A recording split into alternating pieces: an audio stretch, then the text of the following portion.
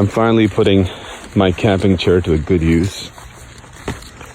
I came out here away from the city to enjoy nature and some quiet time.